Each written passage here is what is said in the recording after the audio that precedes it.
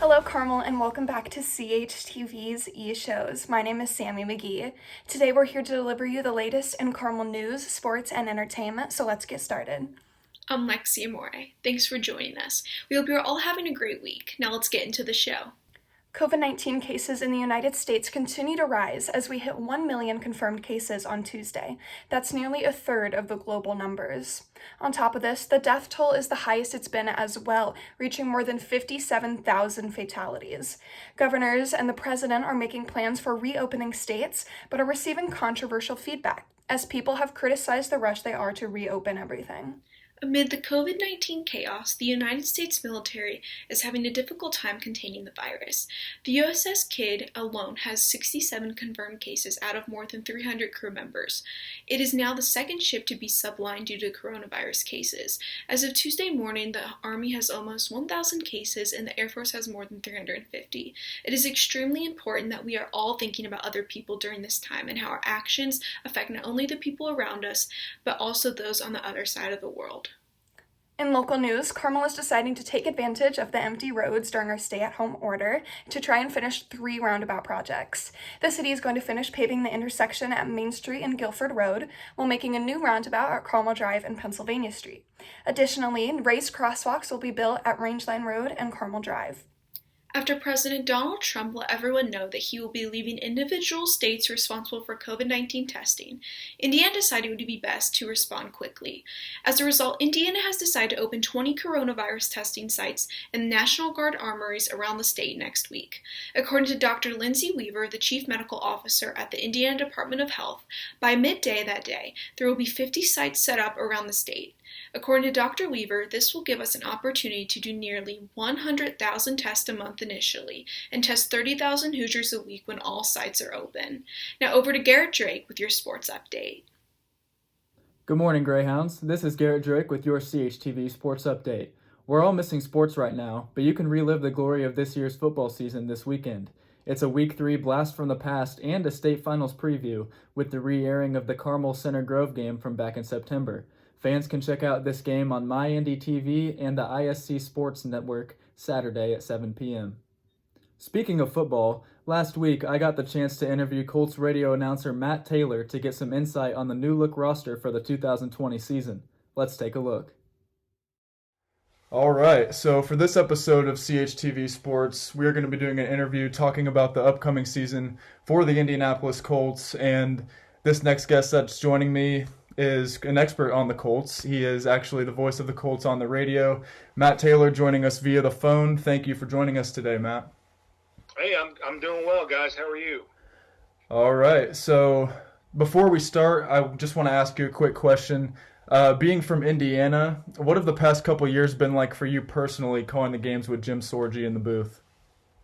Well, they've been a dream come true. I mean, I was kind of taking you back a little bit. You know, I was that 10-year-old kid that at a really early age knew exactly what I wanted to do when I grew up. So I just had a passion for sports, played sports growing up, and then loved listening to the radio. I really preferred listening to a game over watching a game because, the great ones, the legends at play-by-play allowed you to use your imagination when you listen to a game. So to kind of marry those two things into my job, my career, and to be able to do it in, my hometown and, for a team that I grew up, watching and following, like I said, it truly is a dream come true. And, I don't take it for granted.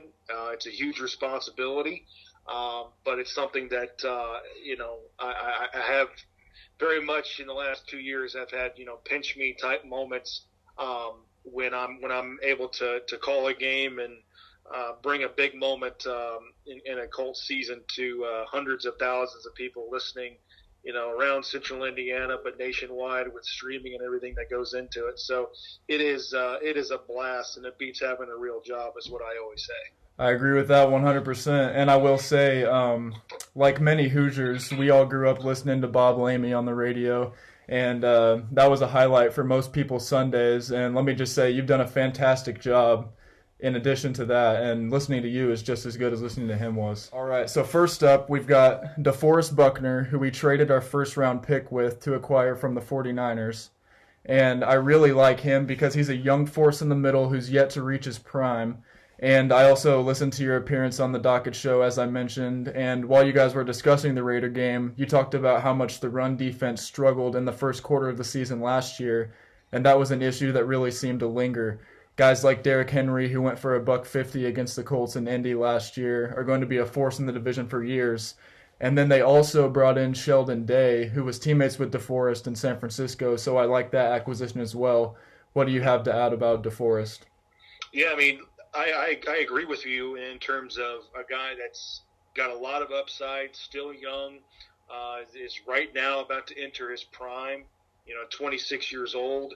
And everything you talked about in the run game is true. One thing I would like to add is he's a huge force in the Colts pass defense. And that's something that was really frustrating if you were a Colts fan. And I'm sure Chris Ballard saw this and it kind of motivated him to make this move.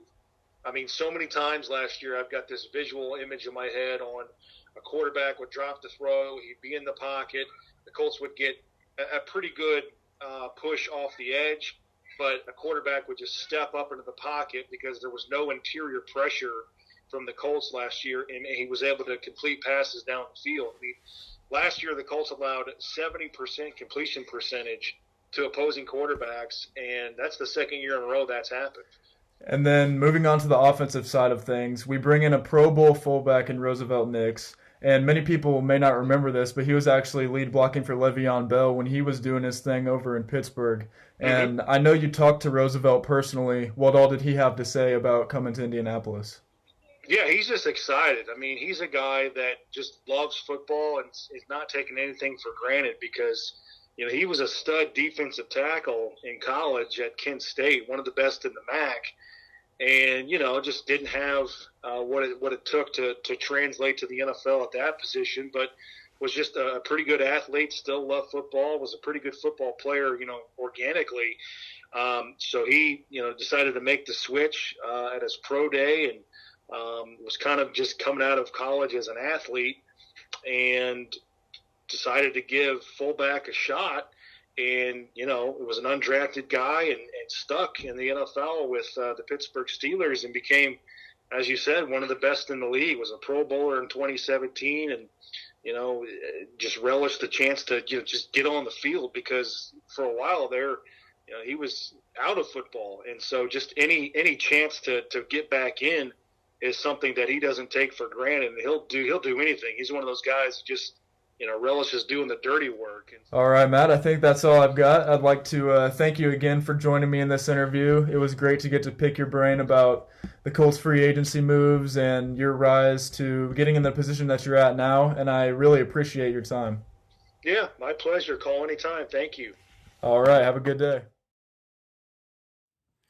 Thank you, Garrett. CHTV now wants to wish a happy birthday to the following Greyhounds: Paul Bourgeot Romeo, Ashley Blake, Caitlin Burns, Michael Carson, Elliot Clancy, Sophia Diziotis, Babacar Diatta, Ayla Damon, Udo Endo, Nick Full, Greta Gale, Joshua Godey, Danielle Johnson.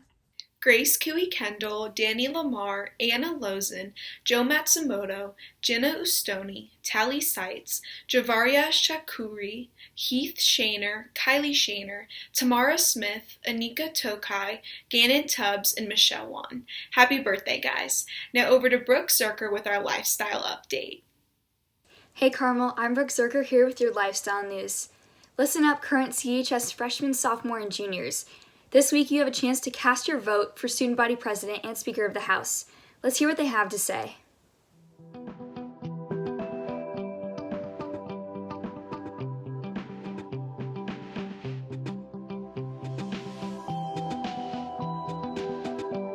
Hey Carmel, my name is Jacob Young and I'm running to be next year's Speaker of the House. I will be an outstanding Speaker of the House because I'm a great leader and I have great leadership skills, as well as I'm dedicated to making next year a great year for every student. I'm also dedicated to CHS, our community, and the kids at Riley Children's Hospital. Thank you so much for your vote. Hi, my name is Drew Miller and I'm running for the Speaker of the House.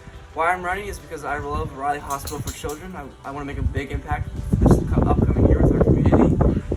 And why you should vote for me is because I'm funny, I'm creative, and I make next year amazing.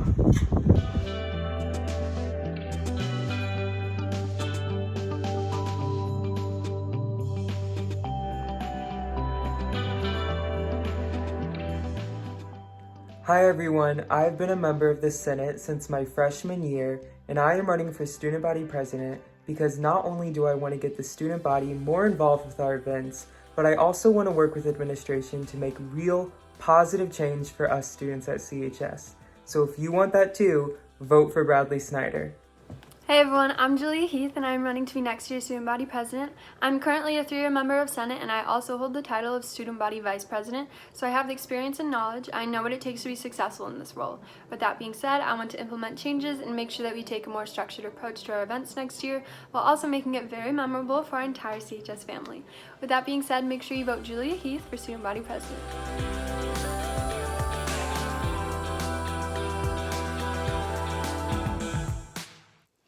Voting ends this Friday, May 1st at 3 p.m. Cast your vote at carmelhighschool.electionrunner.com. In other lifestyle news, the hospitality industry is cleaning up and hopes to lure back guests. Hilton is teaming up with Lysol and the Mayo Clinic to develop new cleaning procedures, which include sealing doors so guests know that no one has entered it after it's been disinfected. Airbnb is also creating new cleaning protocols for their hosts to follow, like wearing masks and using certain disinfectants. The travel industry has been hit hard by the coronavirus, but hopes are that guests will start traveling again once it's safe. For your lifestyle report, this has been Brooke Zurcher. For updates and reminders about our upcoming EShows as well as local Carmel news, be sure to follow us on Instagram at CarmelTV. Thank you for tuning into our EShow. This has been Sami, Magee. And I'm Lexi, Amore. Stay safe, Carmel, and have a great rest of your day.